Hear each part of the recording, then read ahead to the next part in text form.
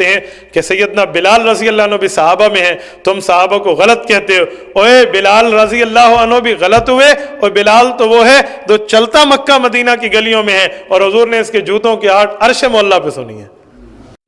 دیوبندیوں سے جب پوچھا جاتا ہے کہ اگر نبی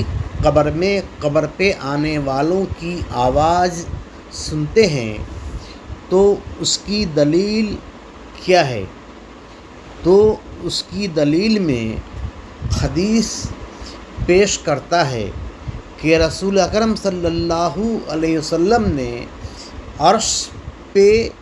حضرت بلال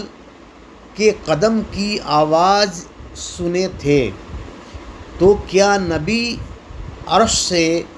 فرش کی آواز سن سکتے ہیں اور قبر پہ آنے والوں کی آواز نہیں سن سکتے ہیں؟ دیوبندی سے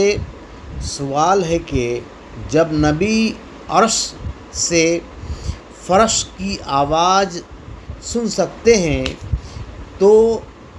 قبر سے صرف قبر پہ آنے والوں کی ہی آواز کیوں سن سکتے ہیں؟ قبر سے ہزاروں میل دور کی آواز کیوں نہیں سن سکتے ہیں؟ جبکہ عرش سے فرش کی دوری اس سے بہت زیادہ ہے۔